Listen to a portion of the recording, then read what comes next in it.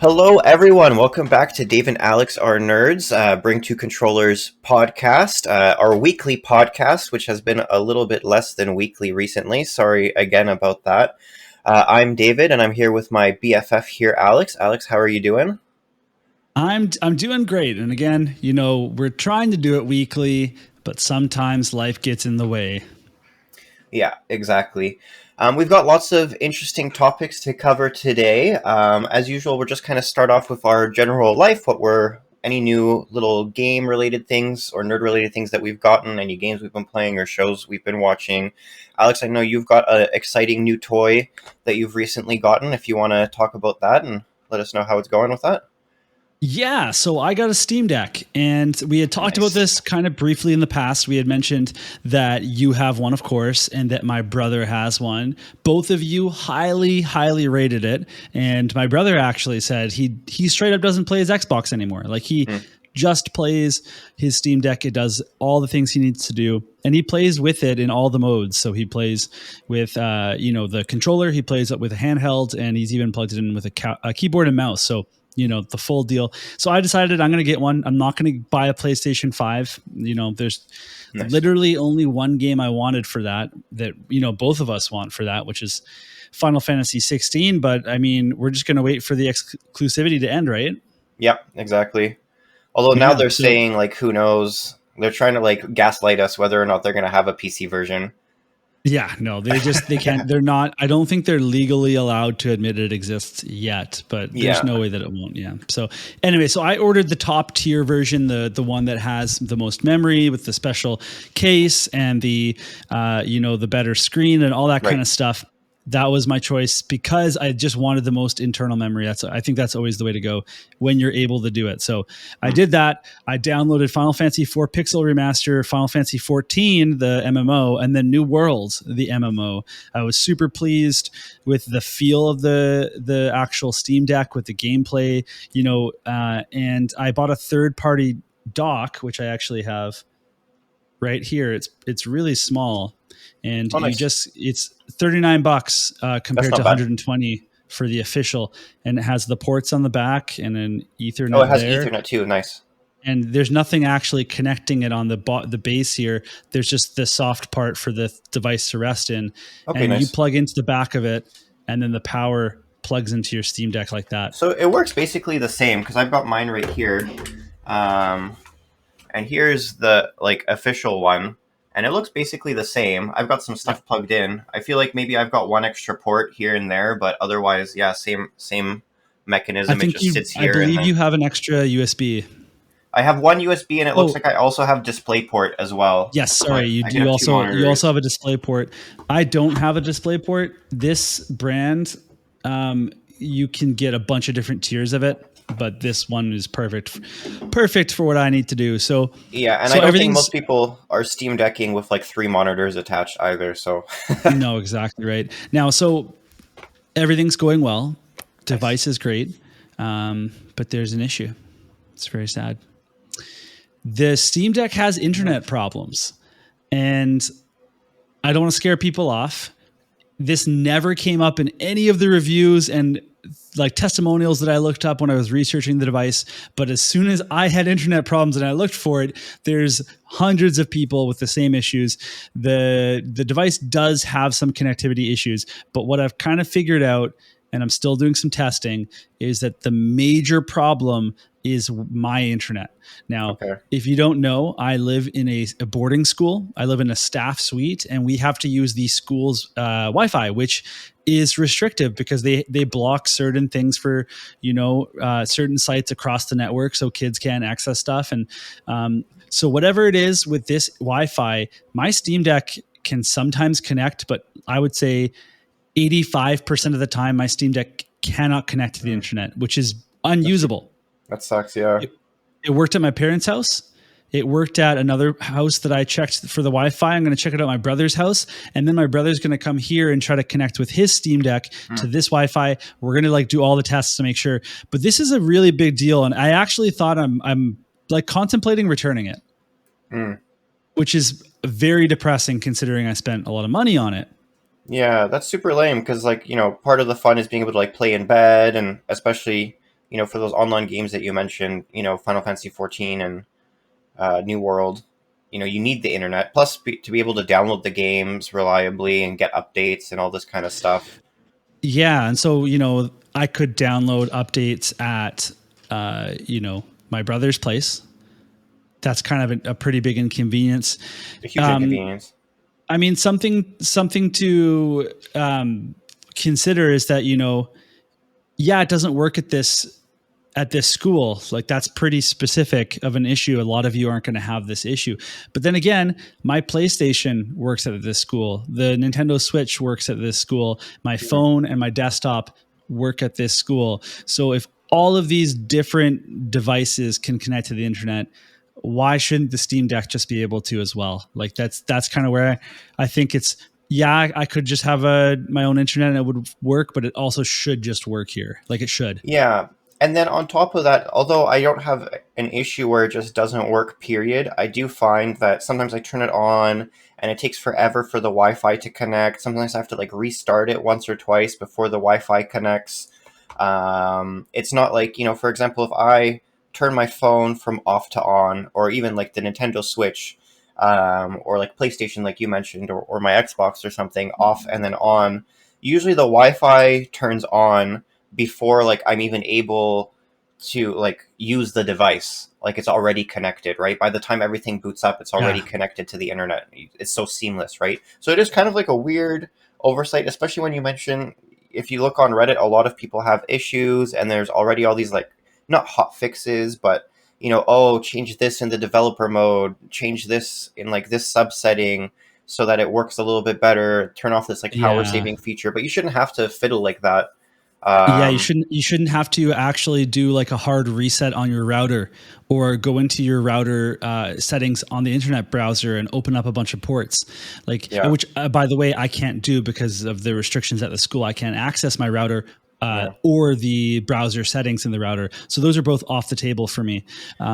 So there's it's definitely something that I anticipate will be top priority to fix when they do an eventual new version of the Steam Deck. And my understanding is that there is a Realtek Wi-Fi chip in the Steam Deck. And those are apparently, and I don't really know what I'm talking about, but this is what I heard online, that those Realtek does not make a good Wi-Fi chip. And most things use an Intel Wi-Fi chip. And it's really Right. interesting if like that's known, then why did they put a Realtek chip in there? I Why'd they do wonder it? if it's just to cut costs, because I know they're already selling these at like a loss to be Yeah, able yeah, to they work. So I wonder if that's, but yeah, that really sucks because Wi-Fi is quite important. Yeah, so let's we'll kind of like wrap it up though with some nice things. So Final Fantasy 16 or 16, 14, amazing to play on the deck. If you play Final Fantasy 14 on a Steam Deck, it's like playing when you used to play with controllers on the PlayStation 3 and 4. It's really good. The Pixel remaster looks amazing, of course. New World hasn't worked yet. You haven't gotten it running? hasn't Haven't got it running yet. It usually Oh, freezes. It will freeze the device, and I'll have to like hard press reset. Like, I can't even Steam menu out of it. Like, it fully oh, freezes dang. the device. But I think that's one that I'm going to have to fiddle with more. So Have you again, done I'm those going like to. proton, like change proton settings and stuff, or I haven't. I've tried two different protons with it. I need to like. okay? It's just, and it's weird because like what works for one Steam Deck doesn't seem to work for another one. But also, like at certain, the thread that I'm reading is from like 4 months ago, and there's been a bunch of patches, and like what worked 4 months ago might not work today for a That's Steam Deck. fair. So I'm gonna have to play around with it. But I think that's cool because this can be a weekly segment. What the heck's going on with Alex's Steam Deck? Oh man, I'm sorry because you were really excited. You were like, I remember because we played D&D the night before your Steam Deck arrived, I Yeah, believe, and you were like really hyped on it. That really I sucks. I'm mean, sorry, man. yeah, well, I appreciate that, and I Yeah. thank God it works on at other people's houses, because if it didn't, like, I was gonna put it back in a box and ship it away. But now I'm still I'm gonna do some testing and I'll contemplate what to do. But I think it's time See, we leave this harrowing story behind and and move on to we'll some check more back in positive next week. things. Yeah. So have you been playing anything like on the deck or otherwise?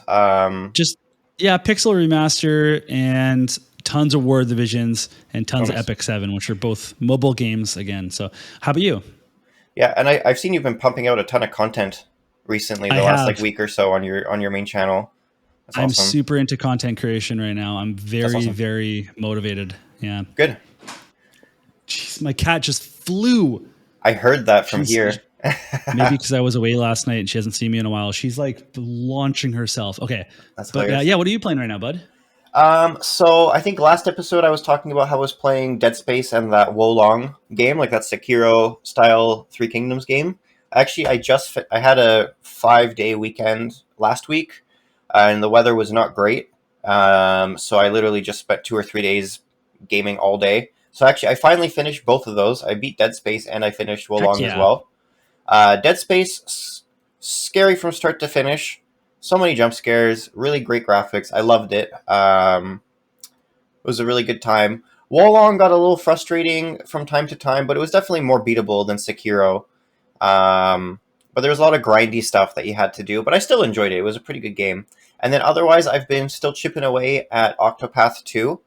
And right before this, I knew I was going to talk about it. I was going to say like, oh, I'm like 15, 20 hours into the game, but I checked my Steam playtime and I'm actually almost 30 hours. Oh, wow. Whereas the first one, I kind of got bored of it earlier than when I stopped, but I stopped playing around 10 or 11 hours just because the stories were not that interesting, in my opinion. The combat was great and I love the music and all that, but this one, I find the stories are a lot better. The characters are a lot better. They added things where you can like interact. They interact more. They'll even have Hmm. like little call outs. Like, let's say one of the characters gets hurt or something by the enemy and now they're like in a critical state, then the next character's turn, when they come up, they'll say like, oh, Agni, are you okay? Or, like little things to kind of show that Yeah. they mutually exist.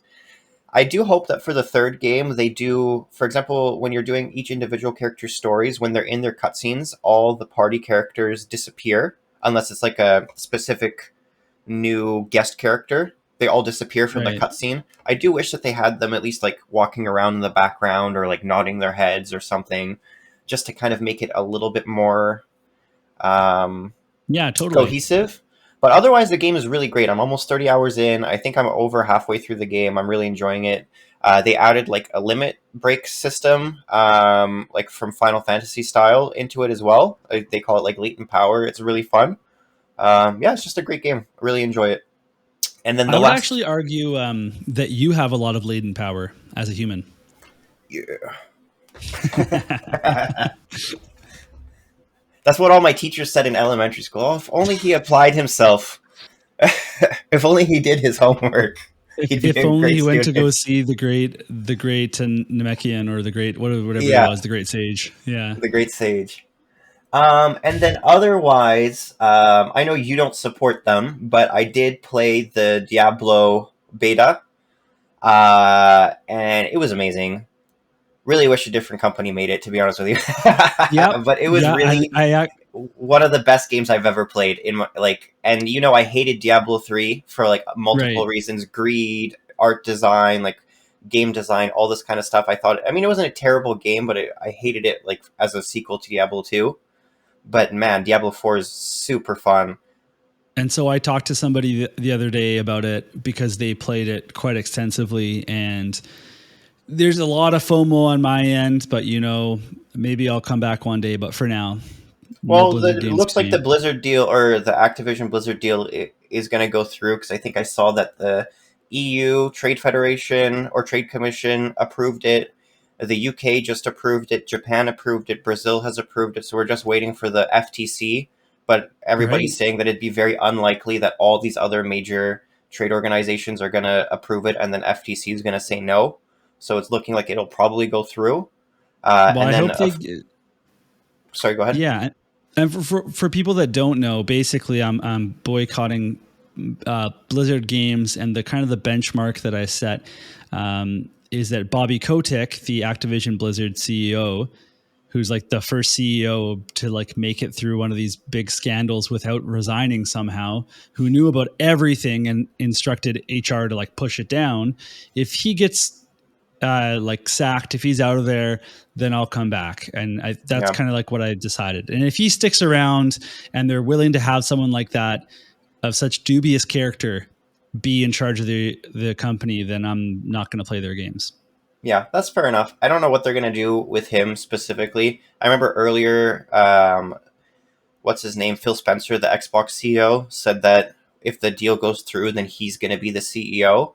Although it's capitalism, greed is number one, and I know Bobby Kotick's made Activision a ton of money. I think that's Mm. why he's still in power, is because they've just made billions of dollars since he took over.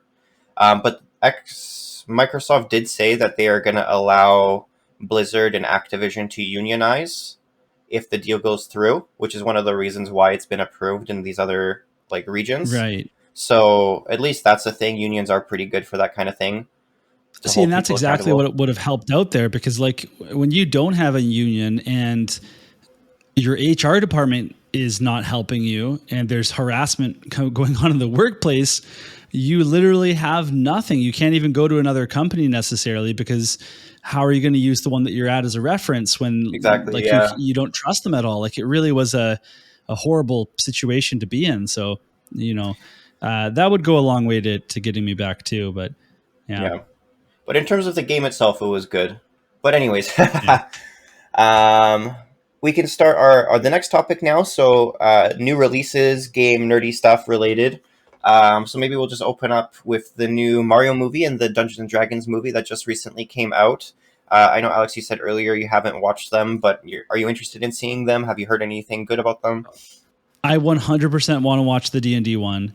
I very much want to watch. I want to watch it with you. Actually, I would love to watch That'd it be with super you. fun. I would love it. Yeah, I've heard great things from people that have actually seen it, not just like, like, oh, the buzz online's good. Like people I trust have seen it and said it was good. Actually, some of my students have seen it too, and I don't necessarily trust their opinions, but they liked it too. So obviously that's great. The That's awesome. Mario one, I guess I just didn't even consider it. I didn't think like, oh, I'm going to go and watch it, but I don't have anything against it. So Yeah. I would be down to go watch that as well. I'm optimistic.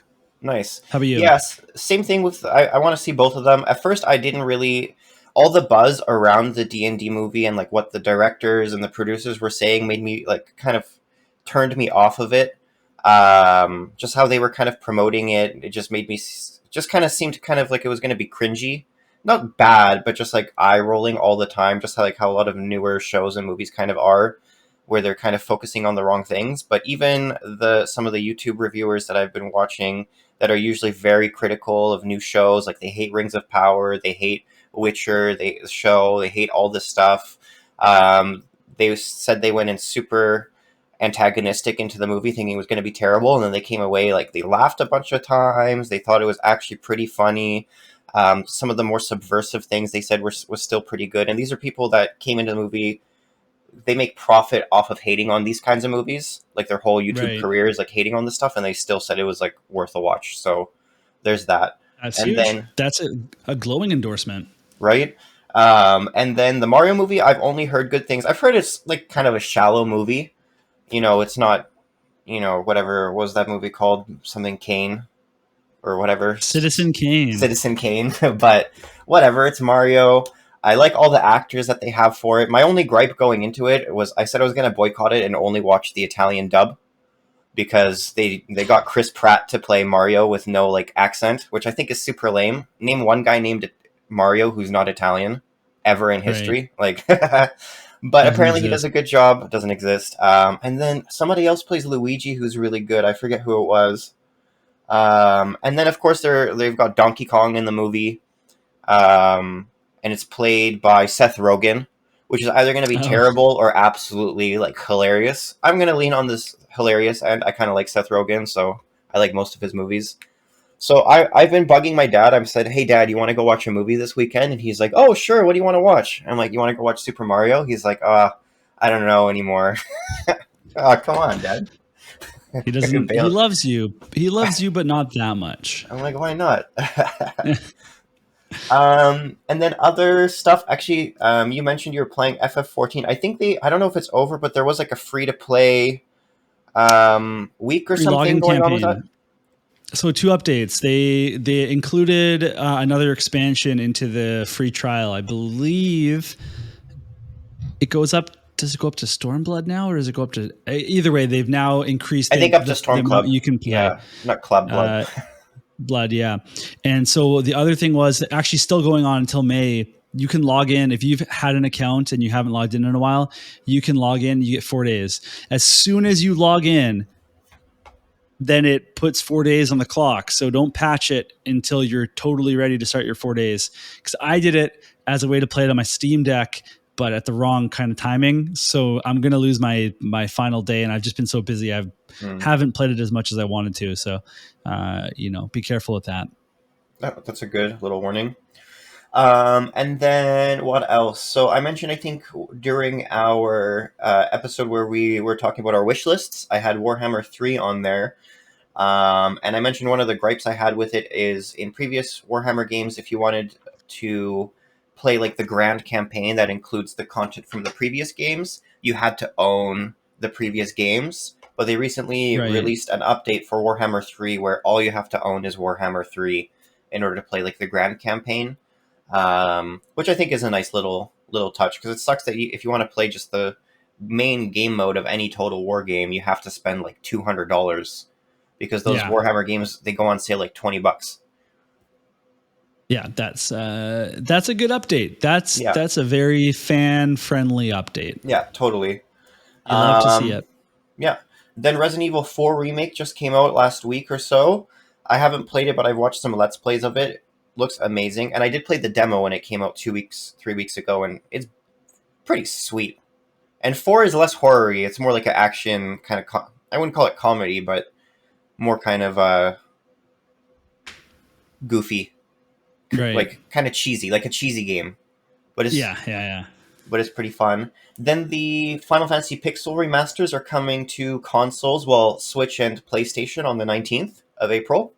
I know you mentioned you have it on your Steam Deck. That's where I have 6. I have it Hmm. on Steam as well. But nice for people that don't have a PC, that they'll be able to play that. And then actually a game that I think we're both looking forward to, Trinity Trigger.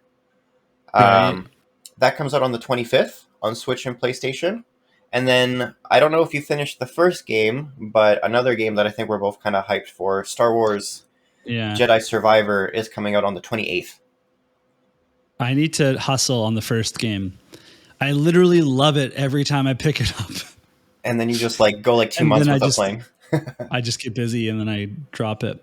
Yeah. So interesting that Pixel remasters aren't coming to Xbox, but Yeah, I don't know what's Square is so strange. Like, for example, yeah. Octopath 1 was not on PlayStation. It was only on Xbox. But Octopath 2 is only on PlayStation. It's not on Xbox. So I don't know if these are backroom deals that they're like signing. I don't know what Yeah. the Oh, heck. for sure it is. For sure. Yeah. But come on. It's like the streaming services. I don't want to subscribe to like 4 streaming services Right? to get content, but at least I can just do one at a time. But like to play all these games, if you're an Xbox player, then you have to go buy a PlayStation or something. That's BS. But thankfully, there's something like the Steam Deck that's going to be able to do like 90% of things like that. Yeah, and I feel like Square has like this strategy now where they're gonna do like exclusive for like 6 months or a year. They know that the hype fans like to buy it day one, so they're gonna buy it on the PlayStation or whatever. And then when it releases on, this is what happened with me with FF7 Remake, is I bought it on PlayStation 4 day one. I loved it. I mean, I really liked it. But I would have loved to play it on PC instead first, because higher frame rate, better graphics. That's the whole point of the remake, is to have like all these nice new bells and whistles. Um, but then they trick me. Well, not trick me, but they know what kind of man I am. And then a year later, they re-release it with the DLC for the PC, and then of course I'm going to buy that too, because my whole dream was to play it on PC. So they got like $150 out of me, or $160 or whatever, for 2 games. So that's They why I'm not gotcha. buying that. I'm not They buying that Rhythm Battle Oh, on you fell for Switch it, yet. man. You fell I for got their I little got song and conned. dance. I got the Yeah. whole song and dance. That's why they're in business, because of people like me. Gee Willikers. Yeah. Yeah, and then the next topic. If you guys have been following us from day one, we actually started off as a Dragon Ball review channel. And That's great. actually, there's 3 or 4 new chapters of the manga after their hiatus of like a year or so. Um, what do you think of what's your So take on the new manga? okay, so they started doing the superhero arc, which was the movie that just came out in the summer, and so I love that movie. A lot of people didn't like it, or just weren't that big a fan of it. I saw it twice in theaters, so obviously I liked it a lot. I The like it too. first 3 issues that or chapters they put out were they kind of rope in Krillin, Trunks, and Goten more, and they actually show like the zombies that were working at a convenience store Yeah, Dr. Hito created. But the latest issue was literally the beginning of the movie with yeah. Krillin, but Krillin's tailing the car instead of he wasn't doing that in the movie, and it ends with Beta approaching Piccolo. So my kind of take on it is I like the manga and I like how they do things a little bit differently sometimes. So I'm genuinely excited to see it again, maybe with some tweaks, you know, possibly more post movie info about the power ups. But I'm kind of curious, Dave, what what are you, how do you feel about it? And if they were going to change anything, what would you hope that they changed? So I don't remember if it was only. Are we on third or fourth now? Like I think we're post fourth. was the fourth. Yeah. So the first Yeah, I three, think it's I fourth. really, I really liked. Not that I didn't like the fourth one, but I did like how they kind of added like a prequel to the movies. They kind of did a bit of a time skip. I like how they had, more Trunks and Goten. I like that now they're in high school and they're like thinking about dating. I like how Goten is kind of like Trunks' wingman. And he's like kind of fending off girls for Trunks and stuff like that. Because there was like that one girl that asked Goten if he could ask Trunks out for her Right. to the prom or whatever. I like those little things. I also like that one scene where they're like losing a fight, and then Trunks is like, "Oh, if you and I go on a date, I can do this." And then she's like, "Okay, fine, we can go on a date. We'll do whatever you want." And then he like gets like a little bit of a power up. It's really Yeah. cheesy, but I don't know. I kind of like that kind of stuff. If that was like all that was ever in Dragon Ball, I wouldn't like it, but um, I kind of like The that. comedic And then side. the comedic side, and I like when there's like some relationships developing and all that kind of thing. Yeah.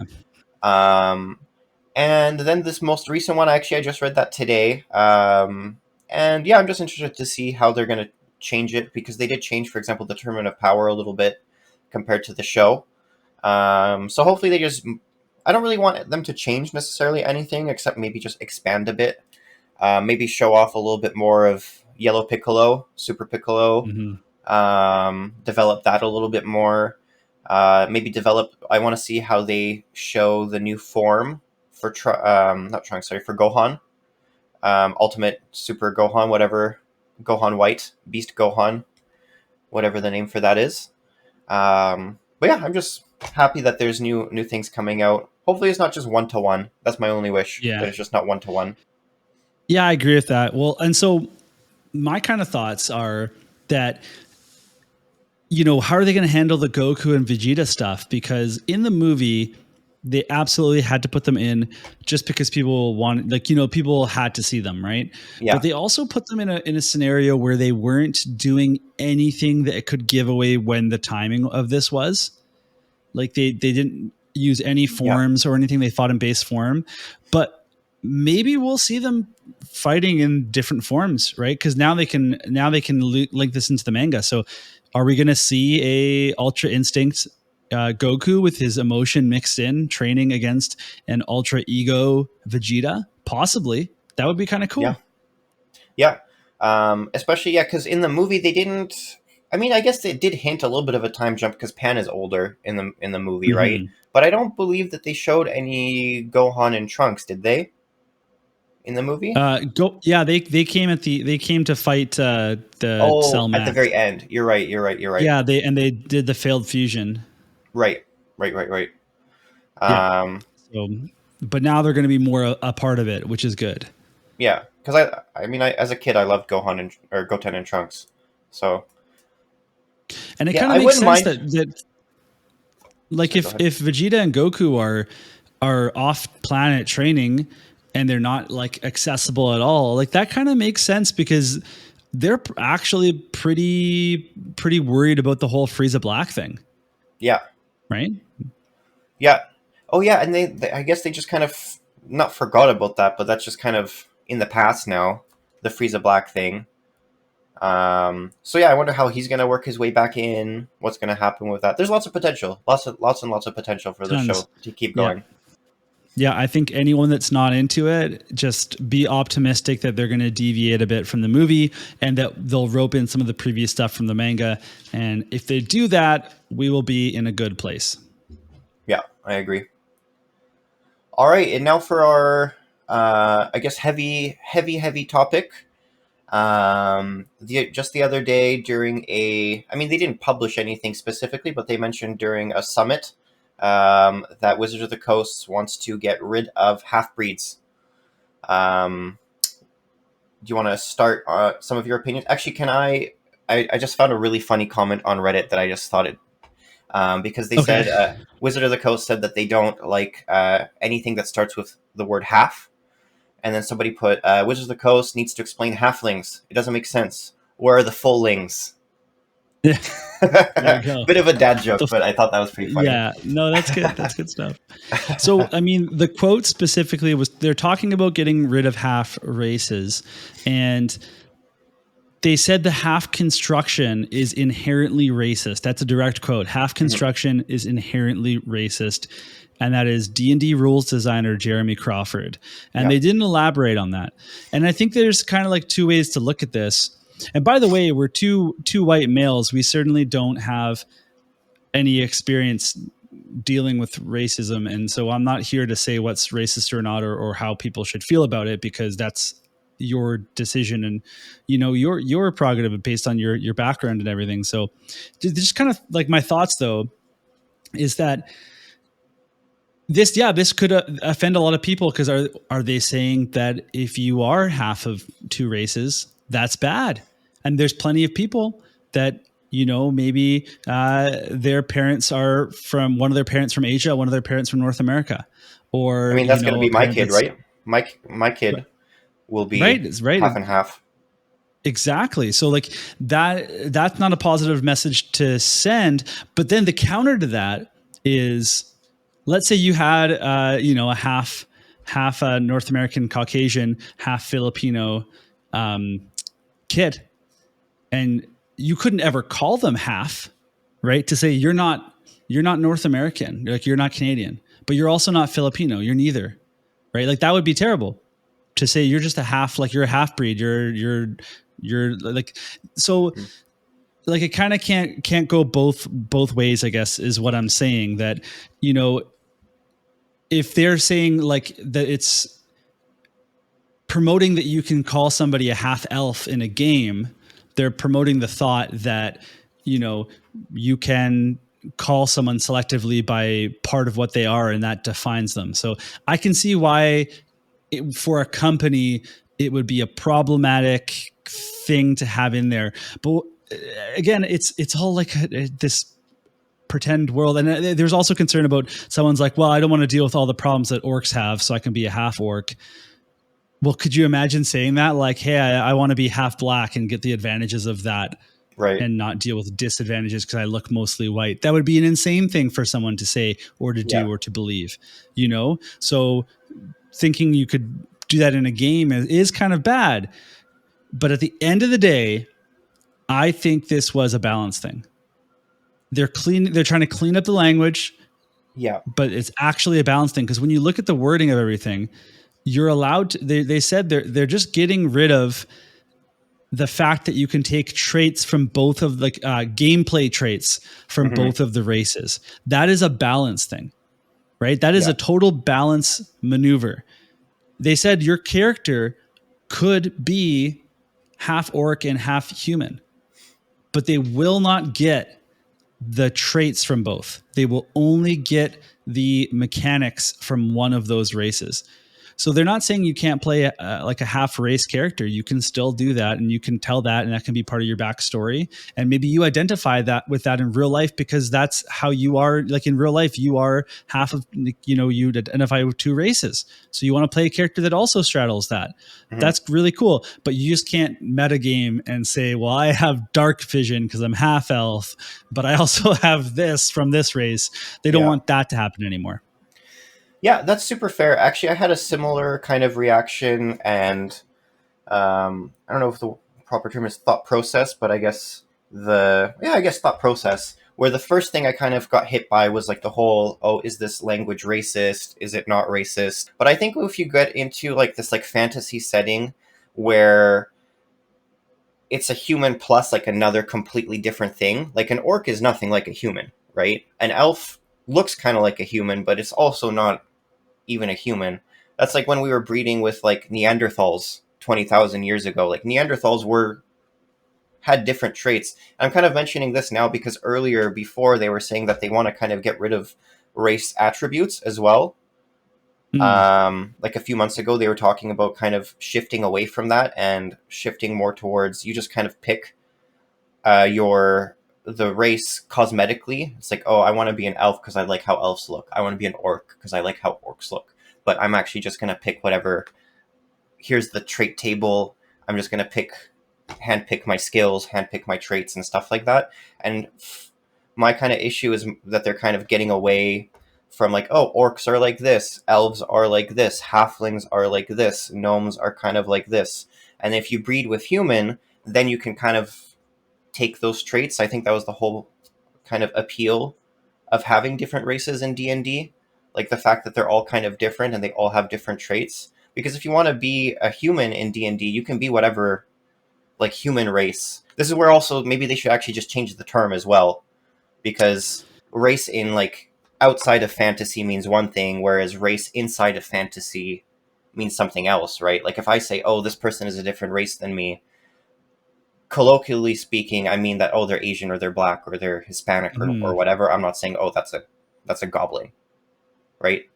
Right, right. So maybe, and I don't see society changing that term. I feel like that's going to be a term for hundreds of years moving forward. So maybe it'd be better if D&D kind of changed their language instead.